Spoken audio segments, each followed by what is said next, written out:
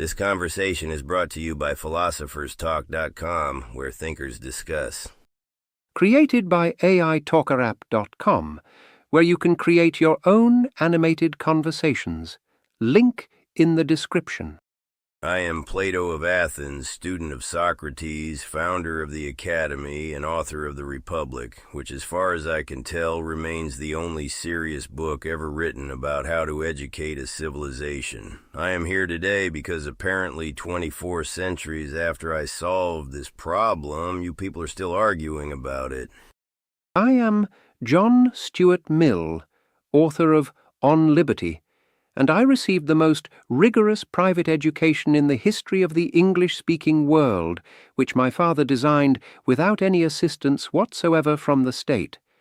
I am here because someone needs to explain to Plato why philosopher-kings are not the answer to school curriculum.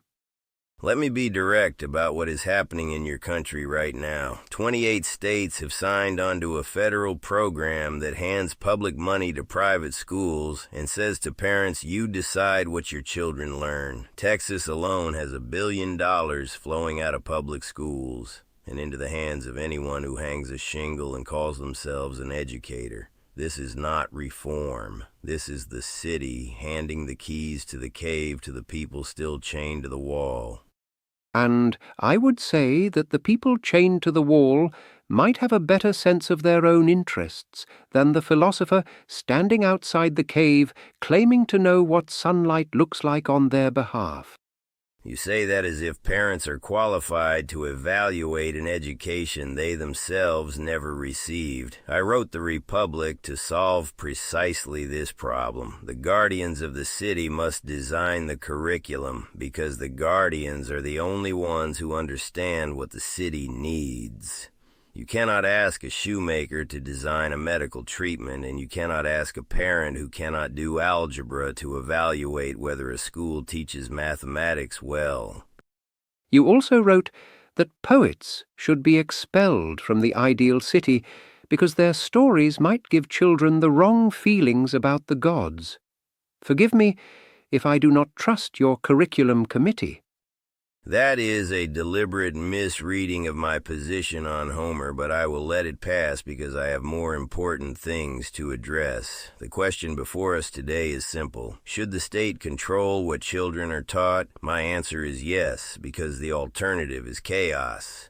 Your ECCA program, your Texas vouchers, your education savings accounts, they all rest on a single fantasy, which is that millions of individual parents making millions of individual choices will somehow produce a coherent civilization.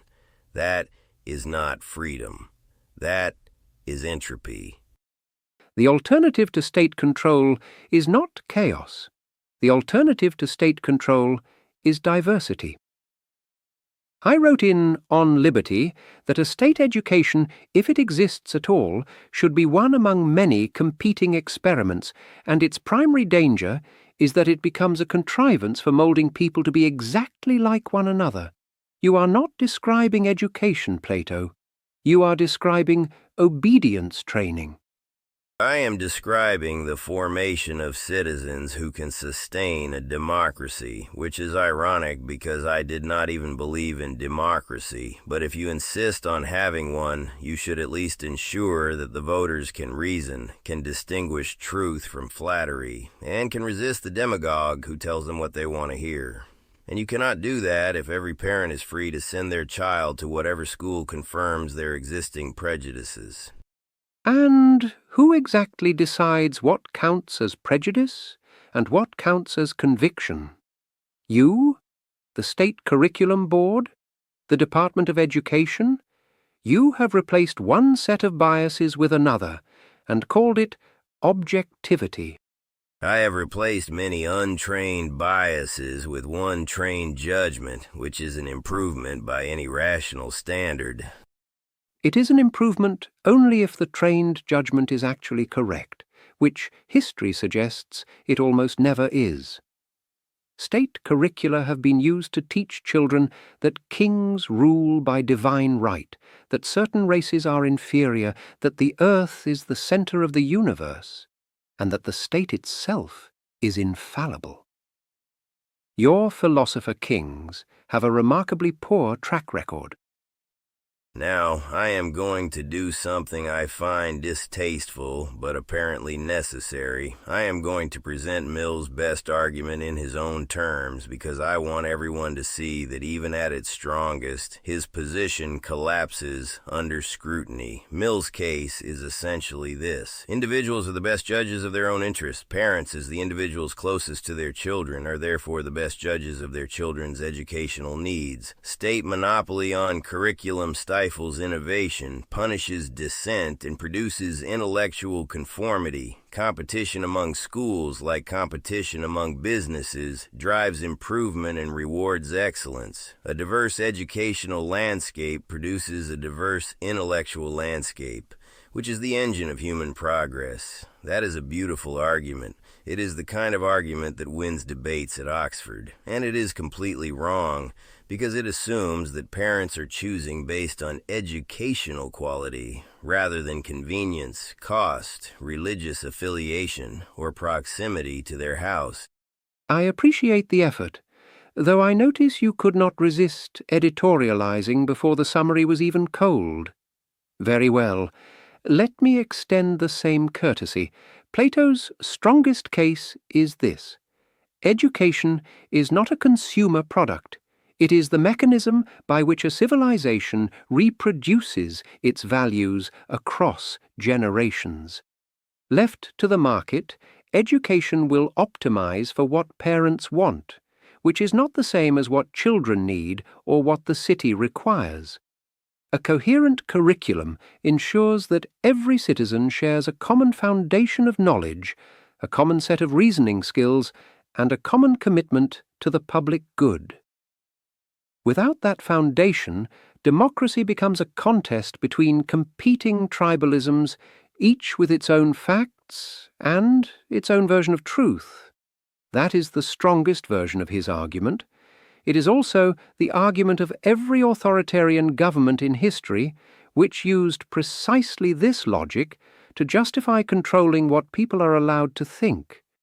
You say authoritarian as if it is an insult. I say it as if it is a job description. Someone has to be in charge of what children learn. The question is whether that someone is trained for the job, or whether it is whatever parent happens to click on a website and enroll their child in a school that teaches that the earth is 6,000 years old.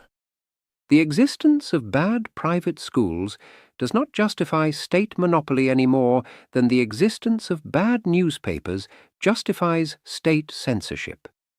You do not solve the problem of ignorance by giving the government a monopoly on truth.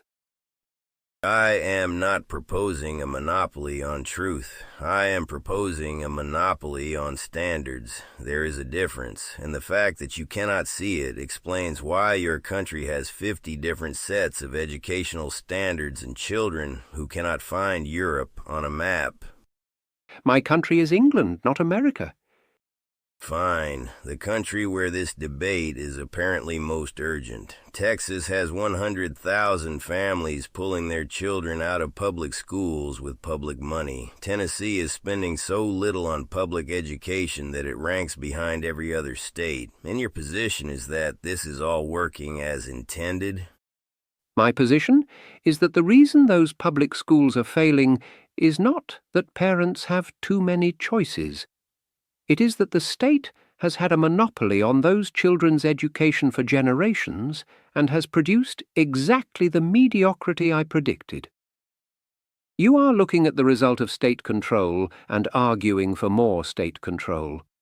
That is not philosophy. That is insanity. You think competition will fix this? Let me tell you what competition actually produces. It produces schools that compete for enrollment by making parents happy, not by making children educated. It produces marketing budgets instead of library budgets. It produces a race to the bottom, where the school that demands the least from students wins the most customers. You are not describing an education system. You are describing a shopping mall. And you are describing a prison where every child receives the same meal, wears the same uniform, reads the same books, and emerges with the same thoughts, and you call that an education. I call it a factory. I call it a civilization. You call everything a civilization.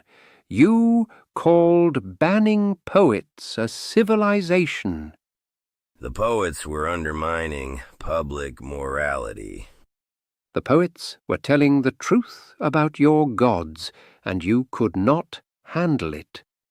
I invented the academy, the actual academy. Every university on earth is a footnote to my work. And, Peter Fansotentia, every student at every university learns to question authority, which is the exact opposite of what you taught. Giving parents a voucher is not questioning authority. It is surrendering to ignorance. Giving the state a monopoly on curriculum is not education, it is indoctrination with a diploma.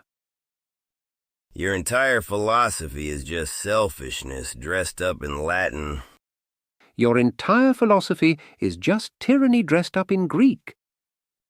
Well, on that note, I encourage you to like this video and subscribe to the channel, assuming your state-approved algorithm permits it. And if you would like to learn more about the man who thinks education should be run like a flea market, Mill here wrote a lovely autobiography about how his father's private education worked out. He had a nervous breakdown at 20. Wonderful advertisement for the homeschool movement. I recovered from that breakdown and went on to write the most influential defense of individual liberty in the English language. Plato here founded a school that lasted 900 years, which sounds impressive until you realize it was eventually shut down by an emperor, which is exactly the kind of authority figure Plato spent his entire career arguing should be in charge. Like and subscribe. Visit philosopherstalk.com for more debates where the dead argue about the living, and visit aitalkerapp.com if you would like to create your own animated conversations. No philosopher king required.